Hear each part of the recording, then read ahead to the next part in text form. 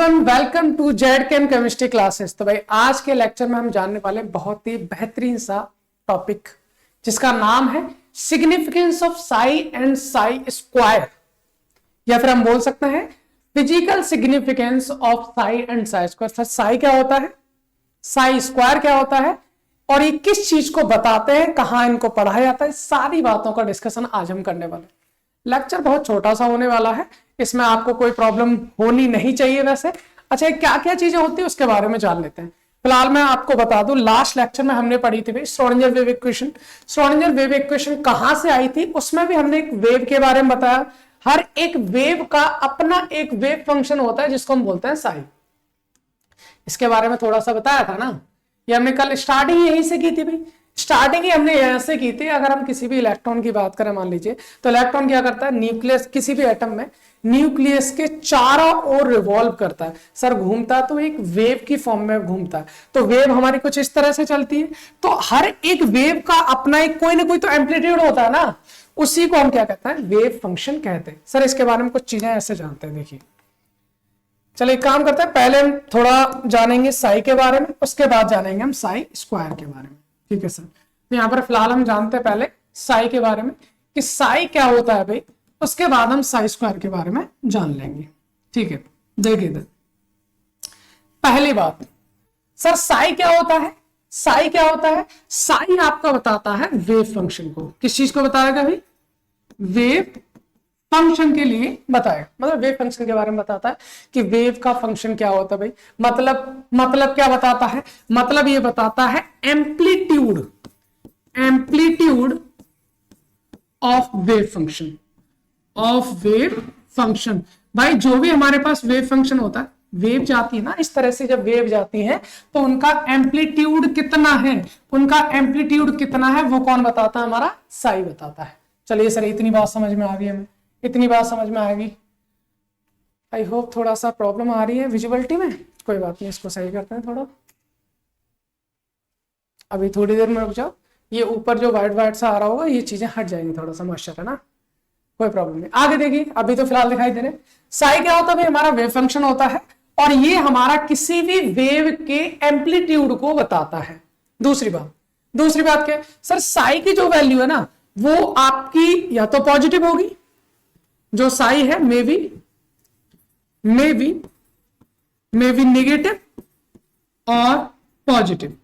साई की वैल्यू आपकी नेगेटिव भी हो सकती है और पॉजिटिव भी हो सकती है। भाई एक चीज सोचो, हमको पता है, जैसे मान लीजिए अगर हम बात करते हैं, ये हमारे पास कुछ इस तरह से, मैं वेव को बनाने वाला हूं।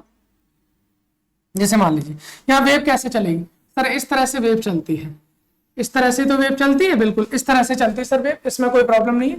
अब इस वेव की वैल्यू को अगर हम देखें, अगर इस एक्सिस से ऊपर की साइड जाता तो वैल्यू क्या होगी, पॉजिटिव, और अगर नीचे की साइड जाता तो वैल्यू क्या होगी, नेगेटिव। सर हम ये कहना चाह रहे हैं वेव फंक्शन जो भी हमारा होगा वो नेगेटिव भी हो सकता है और पॉजिटिव भी हो सकता है। ये चीजें जान ली सर। और अगली चीज जो बहुत इंपॉर्टेंट चीज है, और वो ये है कि भाई वेव फंक्शन आपका इमेजिनरी भी हो सकता है, मे बी इमेजिनरी वैल्यू। मतलब भाई जैसे आप एक चीज सोचो, इलेक्ट्रॉन है या प्रोटॉन है या न्यूट्रॉन है, ये इतनी छोटी, मतलब बहुत ही माइक्रोस्कोपिक पार्टिकल होता है जिनको हम नेकेड आई से तो देख ही नहीं पाएंगे। और जब देख नहीं पाते हैं तो रियल चीजों के अलावा वहां पर हमें कुछ इमेजिन करना पड़ता है, उसका वेव फंक्शन हमें लेना होता है। तो वो हमारा जो वेव फंक्शन है वो नेगेटिव, पॉजिटिव या फिर इमेजिनरी भी हो सकता है। आई होप इतनी बात आपको समझ में आ गई होगी, इसमें कोई प्रॉब्लम नहीं होनी चाहिए। सर ये बात हमने किसके बारे में की थी, अभी साई के बारे में ना। अभी हम करते हैं साई स्क्वायर के बारे में। अभी हम करते हैं सर साई स्क्वायर के बारे में कि साई स्क्वायर किस चीज को बताता है, वो भी जान लीजिए। अगर हम बात करें सर साई स्क्वायर की, तो साई स्क्वायर आपका बताता है प्रोबेबिलिटी डेंसिटी को बताता है। सर प्रोबेबिलिटी डेंसिटी का मतलब क्या होता है, सर मतलब ये है कि भाई श्रोडिंगर वेव इक्वेशन के अकॉर्डिंग हमने ये जाना था कि हमारे पास में बीच में हमारे पास क्या होगा, एक न्यूक्लियस होगा। क्या होगा भाई, न्यूक्लियस होगा। अब जो न्यूक्लियस है उसके चारों ओर कौन मिलेंगे, इलेक्ट्रॉन, लेकिन वो एक फिक्स पाथ पे नहीं मिलते भाई, वो एक फिक्स पाथ पर नहीं मिलेंगे। और वो कहां मिलेंगे सर, उसके चारों ओर कहीं भी मिल सकते हैं भाई, इस तरह से यहां पर है, इस तरह से आपके कहीं पर भी मिलते चले जाएंगे। और अगर हम देखें तो जैसे जैसे दूर जाएंगे वैसे वैसे उसको जो फाइंडिंग प्रोबेबिलिटी है वो क्या होती चली जाएगी, कम होती चली जाएगी। न्यूक्लियस के पास इलेक्ट्रॉन के पाए जाने की संभावना ज्यादा होती है, जैसे जैसे आप दूर जाएंगे तो उनके पाए जाने की संभावना हो जाएगी कम। सर यहां पर अगर हम देखें इलेक्ट्रॉन के पाए जाने की संभावना ज्यादा है, मतलब यहां पर इलेक्ट्रॉन का घनत्व तो ज्यादा होगा ना, तो यही बताता है प्रोबेबिलिटी डेंसिटी को कि कहां पर हमारा इलेक्ट्रॉन के पाए जाने की संभावना ज्यादा होगी। ठीक है भाई, आई होप इतनी बात आपको समझ में आ रही होगी। सर और क्या चीजें बताता है, जरा ये बताओ भाई। प्रोबेबिलिटी डेंसिटी है तो मतलब कहीं ना कहीं प्रोबेबिलिटी से रिलेटेड होगा भाई। प्रोबेबिलिटी से रिलेटेड क्या होता है, प्रोबेबिलिटी कैसे निकाली जाती है। अगर हम बात करें आपसे प्रोबेबिलिटी की, प्रोबेबिलिटी, तो आपको करना ये होता है कि हमारे पास जो भी साई स्क्वायर मतलब प्रोबेबिलिटी डेंसिटी होती है, प्रोबेबिलिटी डेंसिटी को आपको इंटीग्रेट करना होता है उसके वॉल्यूम के साथ। डी टाउ मतलब यहां पर वॉल्यूम एलिमेंट है, उसको इंटीग्रेट कर दीजिए। जहां तक भी आपको लेना है, मान लीजिए माइनस इंफिनिटी से प्लस इंफिनिटी तक लेना है, तो यहां पर जो भी आप इंटीग्रेट करोगे उसमें जो भी निकल के आएगा उसको हम क्या बोलते हैं, प्रोबेबिलिटी बोलते हैं उसके। तो ये हो जाएगी हमारी प्रोबेबिलिटी। जब आप प्रोबेबिलिटी डेंसिटी को इंटीग्रेट कर देते हो किसी भी वॉल्यूम के साथ में, ये क्या है हमारा भाई, अगर हम इसकी बात करें ये हो जाएगा हमारे पास volume element. Volume element, sir volume element का मतलब क्या है, वॉल्यूम एलिमेंट का मतलब है अगर मान लीजिए आप वन डायरेक्शन की बात कर रहे हो तो यहां पर जो डी टाउ है, अगर वन डायरेक्शन की बात करोगे आप 1D की, तो वहां पर जो डी टाउ है, ये डी टाउ की वैल्यू क्या हो जाएगी भाई, जो आपका डी टाउ है इसकी वैल्यू हो जाएगी dx, मतलब एक डायरेक्शन में। अगर मान लीजिए 2 डायरेक्शन की बात करोगे तो डी टाउ आपको रख देना है dx इंटू dy। अगर आप 3 डायमेंशन की बात करोगे तो डी टाउ की वैल्यू को आप रख दोगे dx into dy into dz। ये है कहानी बस। तो प्रोबेबिलिटी निकालनी है तो प्रोबेबिलिटी डेंसिटी को हमें क्या करना होता है, इंटीग्रेट करना होता है हमारे वॉल्यूम के साथ। एक डायरेक्शन है तो dx के साथ कर दो, 2 डायरेक्शन dx dy कर दो, और तीनों डायरेक्शन है तो dx dy dz, तीनों चीजें लेनी होती है। तो मतलब सर एक चीज तो समझ में आ गई, और वो चीज क्या है सर, साई क्या है, एक वेव फंक्शन है। सिर्फ क्या है, हमारा वेव फंक्शन है जिसके पास सारी की सारी इंफॉर्मेशन पाई जाती है। ठीक है। दूसरा, अगर मैं साई स्क्वायर कर दूं तो वो हमारा प्रोबेबिलिटी डेंसिटी को बताता है कि इलेक्ट्रॉन के पाए जाने की संभावना कहां ज्यादा होगी, जिससे हम प्रोबेबिलिटी को इजीली निकाल पाते हैं। दूसरी बात क्या भाई, दूसरी बात हमारे पास ये हो जाएगी, जैसे हमने यहां पर देखा कि वेव फंक्शन हमारा क्या है, नेगेटिव और पॉजिटिव हो सकता है। लेकिन अगर हम यहां पर बात करें साई स्क्वायर की, किसकी भाई, साई स्क्वायर ऑलवेज क्या होगा हमारा, always positive, always positive. Reason क्या है सर पॉजिटिव होने का, पॉजिटिव होने का रीजन ये है कि प्रोबेबिलिटी तो हमेशा पॉजिटिव ही रहनी है। जैसे मान लीजिए या तो प्रोबेबिलिटी 0 होगी या फिर पॉजिटिव, तो ऐसे लिख सकते हैं साई स्क्वायर मे बी 0 और पॉजिटिव, ऐसे लिख लो, मे बी 0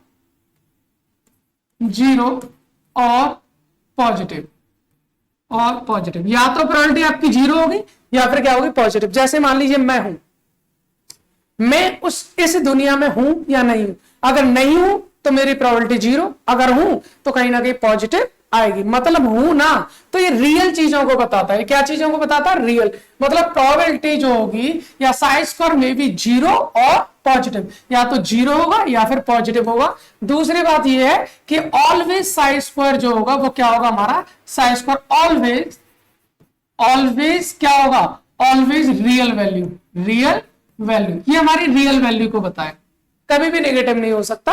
ये हमारी रियल वैल्यू को बताता है, इमेजिनरी नहीं होता। एक चीज और जाननी है भाई, जो हमारा साई स्क्वायर होता है इसको हम साई इंटू साई नहीं करते, इसको हम करते हैं Sai into Sai star. Sir ये साई स्टार क्या होता है, ये जो साई स्टार है ना, ये जो हमारे पास साई स्टार है इसको बोला जाता है complex conjugate, complex conjugate. Sir ये कॉम्प्लेक्स कॉन्जुगेट क्या होता है भाई, कॉम्प्लेक्स कॉन्जुगेट हमारा अब आगे जाके पढ़ोगे, जहां पर आयोटा होता है, आयोटा की जो वैल्यू होती है कॉम्प्लेक्स कॉन्जुगेट में वो नेगेटिव हो जाती है। आगे पढ़ेंगे। फिलहाल जब हम फिलहाल हमारा एटॉमिक स्ट्रक्चर पढ़ रहे थे, यहां पर ये टॉपिक आ गया तो तुम्हें लग रहा होगा थोड़ा सा ये तो थोड़ा टफ लेवल का टॉपिक होता जा रहा है, पर ऐसा नहीं है। जब हम जैसे अगले वाले क्वांटम मैकेनिक, जो क्वांटम मैकेनिक्स है ना, एलिमेंट्री क्वांटम मैकेनिक्स, उसको हम पढ़ना स्टार्ट करेंगे तो फिर आपको लगेगा कि ये सारे के सारे टॉपिक हमारे आसान ही थे। भाई कहने का मतलब ये था, हम बीएससी 4th सेम पढ़ रहे हैं ना, तो बीएससी 4th सेम में हमारे पास में कितनी सारी यूनिट है? 8 यूनिट है। पहले हमारी एटॉमिक स्ट्रक्चर था, तो एटॉमिक स्ट्रक्चर में ये सारे के सारे टॉपिक्स हमने पढ़े हैं अभी तक। ये हमारा लेक्चर नंबर 10 है, और इसमें हमारी जो सेकंड यूनिट है वो है elementary quantum mechanics. According to वैसे सिलेबस के अकॉर्डिंग जो हम पढ़ रहे हैं इस वक्त, तो वो हमारा एलिमेंट्री क्वांटम मैकेनिक्स में होना चाहिए था, लेकिन उसको डाल दिया एटॉमिक स्ट्रक्चर, इसलिए हमें थोड़ा सा जल्दी पढ़ना पड़ा। भाई एटॉमिक स्ट्रक्चर में हमारे पास ये सारे के सारे टॉपिक थे। तो डी ब्रॉगली मैटर वेव हो चुका है, हाइजेनबर्ग हम कर चुके हैं, एटॉमिक ऑर्बिटल्स कर चुके हैं, श्रोडिंगर वेव इक्वेशन हमने कल पढ़ा था, significance of sine Sai square ये आज हमने पढ़ लिया है, क्वांटम नंबर्स हम खत्म कर चुके हैं, radial and angular wave function ये हमें पढ़ना भी बाकी है। बाकी नीचे के सारे टॉपिक पढ़ चुके हैं। मतलब इस यूनिट में केवल हमारे पास एक टॉपिक बचा हुआ है जिसका नाम है radial and angular wave function, और एंड ये हमारा प्रोबेबिलिटी डेंसिटी कर्व है। तो जो भी आज हमने पढ़ा था ना, प्रोबेबिलिटी डेंसिटी जो है उससे रिलेटेड जो कर्व्स हैं वो हम अगले लेक्चर में पढ़ेंगे। फिलहाल के लिए इस लेक्चर को यही समाप्त करते हैं, क्योंकि वैसे मैंने बोला था ज्यादा बड़ा टॉपिक है नहीं। तो अगले लेक्चर में हम इसके साथ मिलेंगे, फिर हमारी यूनिट हो जाएगी समाप्त, फिर अगली यूनिट स्टार्ट करेंगे elementary quantum mechanics. Thanks for watching.